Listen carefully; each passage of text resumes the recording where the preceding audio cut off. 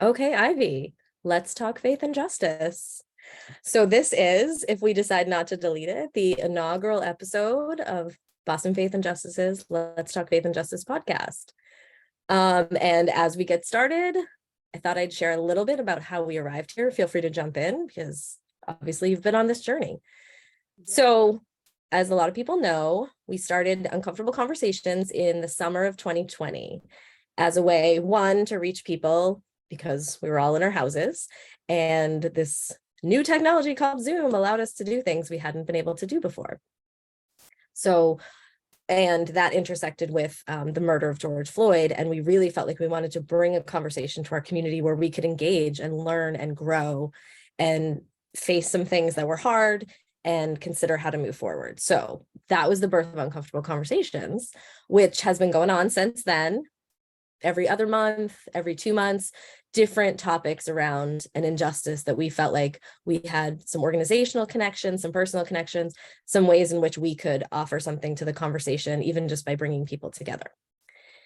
So our last Uncomfortable Conversation, I think, was maybe in November. Is that right? I believe so, yes. Okay. And so now it's in 2023, we thought, okay, what would it look like to continue Uncomfortable Conversations? Or is it something that its time has passed, or is there like a new way we could do it, right? We were having that conversation along with a lot of other organizational conversations. I'm sure a lot of both for and not for profit organizations have at the start of a new year. And where we landed was, what if we tried a podcast? It seemed like a format that was really fitted to the vision of Uncomfortable Conversations, which was bringing in new voices and perspectives, offering both information and an opportunity to engage. We thought a podcast might allow us to do that with a little bit more flexibility and also with a little bit more consistency. And here we are. We said we're going to try it, and we Googled a lot of things. Maeve, our wonderful intern, who I'm sure will join us at different points, was able to help us with some practical things. And we just set a date and said, let's start talking. And then once we kind of committed to the podcast route, we said, okay, maybe we could open it up with talking a little bit about BFJN and where BFJN came from, and then how Ivy and I ended up here at BFJN as sort of a foundation. Is that an accurate history of like how we arrived at this podcast moment? Yes, it is. And it's so exciting because I feel like podcasts over the past few years have become the it thing to do. And as you mentioned, it allows us to have more flexibility and creativity. And it's also something that you don't necessarily have to, visually see. It can be something that you're doing and just tuning in to the audio. So I'm very happy to be launching this podcast today, and I'm looking forward to all the different conversations that we are to have. But I think it's great to start talking about BFJN and what is Boston Faith and Justice Network. Yeah, that's great. That's awesome. Yeah, and so thinking about the history of BFJN, so neither Ivy nor I were around at the start of Boston Faith and Justice. I'll just put that out there. It was started around 2005, 2006. It's a little not iffy, but when it became an organization was more 2006, but when the people started coming together was more 2005. So that's where it was kind of two dates. And it was formed in response to a Sojourners call to renewal. So I don't know if everyone's familiar with Sojourners, but they're a progressive evangelical organization that really speaks into a lot of social justice issues. And I believe Jim Wallace, who is the founder, was the president, has now moved on to other things, of Sojourners, came up to Boston and spoke, and some people said, yeah, we want to respond to that. We want to do something. And so they got together and started talking about what that would look like and different things. A longer story than this, but just suffice it to say, they decided they wanted to do something to put faith into action, make personal choices for their own lives that reflected who they were in Jesus, but also allowed people to come together and collaborate on something. And so they decided their specific issue focus initially would be fair trade, making Boston a fair trade city specifically. And wait, I have some old things in a little memory box of BFJN. So they worked to make Boston a fair trade city. So that was how they called on different churches and communities of Christians to think about, what does it look like to follow Jesus with our resources, specifically how do we follow Jesus with our money and our economic choices. So fast forward a few years, and Fair Trade Boston actually spun off to its own organization, and Boston Faith and Justice continued forward and thought about the different manifestations they could move into. So the founder was Rachel Anderson. She was the first executive director. Then there was executive director Brian McConnell. He was right before me. And they both did some really wonderful things, had really specific passions that they led BFJN in and through. And then it's 2015, they were looking for a new executive director. And that is when I interviewed for the position along with my bestest friend, Krista. We interviewed as like, hey, we want to do this together, which the board was wonderfully open to because that was not how the position was advertised. And for me, so then inserting myself in the story now, I had actually not heard of BFJN before I interviewed to run it, which seems a little strange now that I say that. But as soon as I did hear about it, as soon as Krista explained to me what it was, because she had actually done a Lazarus at the Gate group and had been connected for a few years, I was like, wow, I didn't know that organizations like this existed. And I always tell people now when they ask me what I do, because I have a degree that doesn't necessarily line up with this and maybe some experience that's different, I'm like, this is the job I would have pursued if I knew that like this was a job, like interacting with Christians and calling Christians and equipping Christians to do justice work is like what I'm made for. So as soon as I was like, yes, let's try this. And the board just stepped out in faith and hired us. Because let me tell you, I don't think I had a good interview. And even though I feel like I had great experience that probably qualified me, in the interview, I was very careful. Sorry, the cold is still here. Very careful to point out that like I didn't know how to fundraise. Like I just felt like that was important that they know. And again, looking back, I'm like, why did I feel like that was important to like explain why I wasn't qualified? So anyway, I was really called to the social justice aspect of BFJN. I really appreciate the economic discipleship piece too. I feel like that's very unique. But where I was at that moment and kind of how I feel like I've been formed in my faith formation, the idea that we could disciple Christians around this idea that justice and our faith are not two separate things. They're together, that our call to Jesus is a call to justice, was just so exciting to me. And to be part of an organization that saw that calling and equipping as like its role was just, yeah, I just wanted in.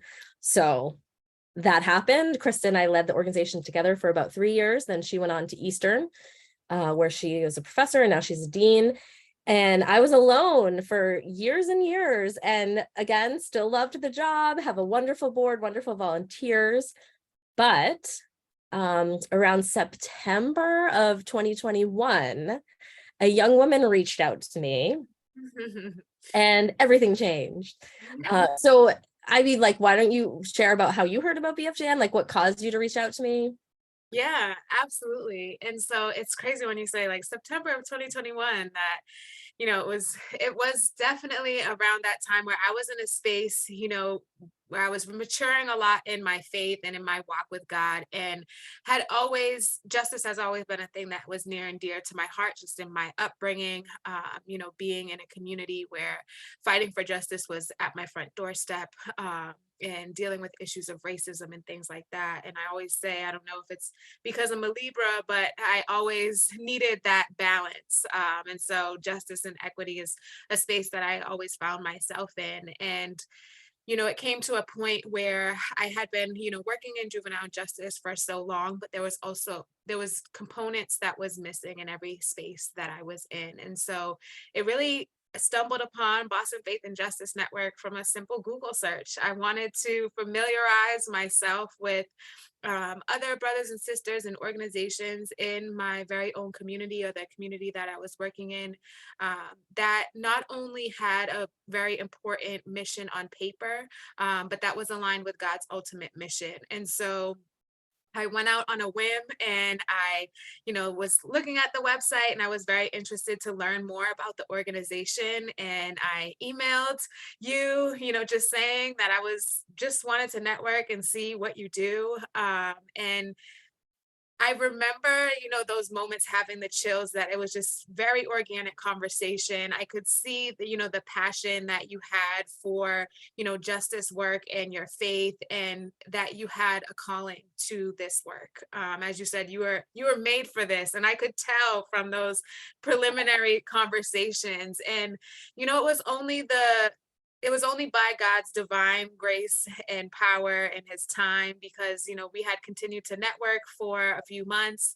And then I remember, and I was also in a career where I was looking to switch paths, and not switch paths, but do something more intentionally, in doing God's work. And so I remember you had emailed me like, "Hey, I want to talk to you about an idea." And there was something like, "I think Elizabeth's gonna say that I should come on board, but who knows?" And then we had the conversation, and God made it happen. He makes ways out of no way, and it was an opportunity that I was so thankful to take part in, and to have an opportunity to teach others, and to equip and educate, and call others to this very important work, and be very intentional, and have another sister to walk alongside who has that passion and has that fight in her, was something that I was really thankful for. And I am so incredibly blessed to be here. And the transitions, as you mentioned, and starting with uncomfortable conversations, and now we're in a podcast, is just very exciting to see, in a short period of time, the evolvement of the organization and the work, and how the Holy Spirit just leads us to continue in doing what he has called us to do. Yeah, I love thinking about that time when we first started talking, and like I didn't know, like I was just like, oh, Ivy wants to talk, like this person I don't know. And we just had a couple Zoom conversations, and it really didn't even occur to me, even as you started talking about your own like journey and what you were looking for, like that we would ever be able to bring you on, because we're just really small, right? And yeah, like resources and logistics and all those things, like it didn't occur to me, which just kind of goes to what you're saying. Like God had a plan, and I was like stuck in like, this is the way it's always been, so this is the way it's going to be. And nope. So I was so excited when you decided to accept a position in January of 2022. So it's been over a year. And I think anybody who knows BFJN knows how much you bring to it, and your perspective and your passion. And I don't know, we're so alike and get along so well, and then we're so different. And so I think we just bring different things, different strengths and different focuses. So it's been great to see that play out. And now, as we are sort of really intentionally moving forward in 2023 with our vision of calling and equipping Christians to live justly and generously, like it's just exciting to think about what we're going to do from here. And then just specifically thinking about this podcast as we kind of circle around it, like already having conversations with different friends and collaborators and different partners about how to get their voice out through the podcast. Like we can share what they're doing, and different places where people can find brothers and sisters in Christ doing the good work, and secular organizations, and people of different faiths as well. Like it's just such an opportunity to share. That's what I really like about this format. Yeah, absolutely. And that's also one of the things that I really appreciate, whether it is those that are, walking with God, or those that, are just doing great work in the community. One of the things for me about, having a network of, friends, of organizations that are working in different areas of justice, the collaboration and the intentionality, because we all know, we may have great gifts and talents, but we can't do the work alone. And so I'm really excited to be able to have this platform to elevate other voices, elevate great organizations, and those that are doing the work, to not only understand, what issues of justice are here in our communities, but how we are to, come together, put our minds together, put our resources together, and make the impact that we need to make. Yeah, absolutely. And that's what I love about the articulation of our vision as we have it now, like this calling and equipping, right? So it makes space for that piece where like, okay, we're going to have a place where people can learn about what's going on, who can find, where they can find the things that like really ignite that passion with them, that really connect to the ways that they're formed. And then the equipping piece is like, oh, and we're also going to give you avenues and ways in which you can engage and not just walk away with this sometimes heavy knowledge of like injustice and inequity and all of these things. But like with partners and, you know, co-conspirators, we can be like, these people are doing good work, let's come alongside, and you've got this gift and they've got this need. And like, that's just so exciting to see, because so many people I know, I mean, we were talking about this at Winter Walk on Sunday. I don't know if it was you and I or me and someone else on our team, but like about like so many people I come across, they want to do something, they just don't know what to do. Right. It's just they haven't been exposed or haven't found that thing that really lights them up. And I've just almost universally found that to be true, that like when people hear about an injustice or they see an organization doing the work, they want to engage. And so for us to just be able to provide more opportunities for that catalyzation, if that's an actual word, you know, is just really exciting to think about. Yeah, absolutely. And I think that's one of the things that also intrigued me about BFJN is the focus on service and doing things in the community on the ground. And, I know when you were talking about how, BFJN came to be, you mentioned Lazarus at the Gate. So I just wanted to know if you could share with some of our, listeners or viewers, what Lazarus at the Gate or Micah, some of our programs that propel people forward in the work are. Oh yeah, that's great. Good question. So Lazarus has been around for as long as BFJN has been, I believe. It's a curriculum that was created by Gary Vanderpool, who was around for the founding of BFJN and kind of was one of the key players in that. But he created Lazarus as, I believe, his thesis when he graduated from BU School of Theology. Anyway, but he created it as an open source curriculum. And so he partnered with BFJN initially to allow BFJN to like offer it. And they did cohorts where they trained leaders and all of these things. Anyway, this is more like the how as opposed to the what. And so it's a free source curriculum that we now have. And we've done sort of our own little modification of it to sort of emphasize different focus areas. And so you can get it on our website, but it's an 8-week curriculum. It's a small group study.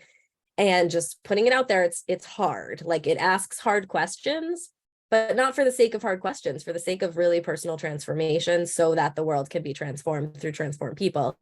And one of the really radical things that you do in a Lazarus group is you share your budget. And different groups choose to do it different ways. You can share actual numbers, percentages, whatever. There's different ways. It's not like a force feeding. But I think it's just this idea that money shouldn't be a silo that we hold outside of our Christian community. Like we have Christian community around a lot of things, right? Bible studies, prayer, all of the Christian disciplines, even like raising your family, relationships. These are things like we bring to the table and are like, okay, speak into this with biblical wisdom and insight and experience. And money, I think oftentimes we hold separate. Like, well, I don't want to talk about money. And I think in so many ways, Gen Z is breaking this barrier, like in the secular world, and hopefully that like permeates into the faith-based world. But I think this has historically just been true. Like at your church, you might not talk about money except like during a capital campaign or like Giving Sunday, when they want to remind you to give, which you should, and it's very important. And it's awkward for churches to talk about money. I get that because it's like, they want to disciple people about money. I believe that churches do, but at the same time, it can seem like it's just trying to get your money. So it's a difficult position. But so Lazarus really tries to address that. And it's not just about money, but like money is where your treasure is, there your heart will be, right? So it's an indicator of our values. And do our budgets tell the story of Jesus is, a question we should be asking ourselves. So that's Lazarus. And then Micah is a service learning program we developed. That's more recent, maybe 5 years ago.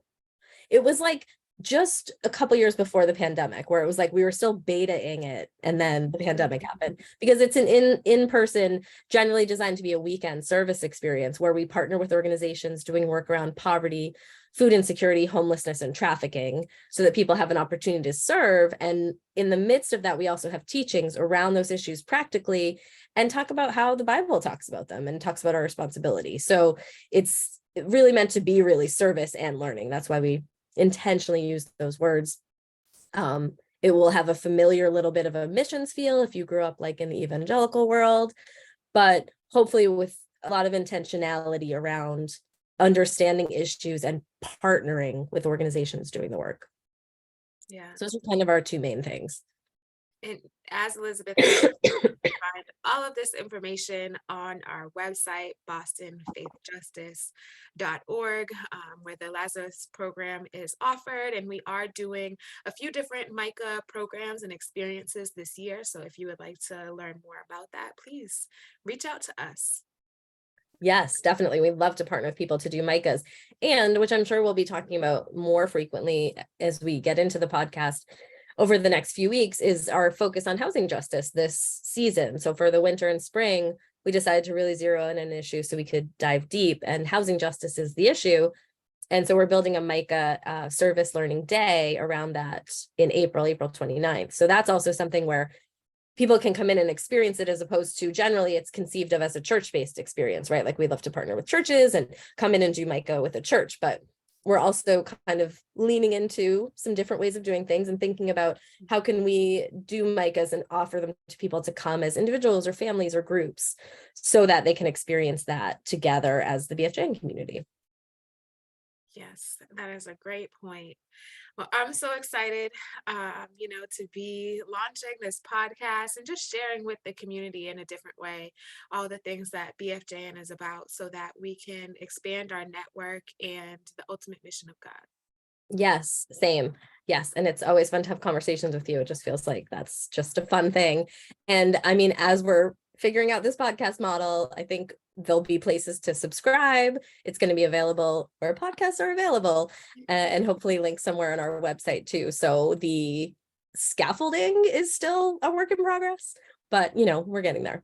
Yes, there's definitely more to come. So I'm sure, we'll be looking back at some point like those are the days when we first created our podcast, and look where we are now. Look at the newbies. Yes. Well, thank you for this great conversation, Elizabeth, and I look forward to having more. All right, awesome. End session 1.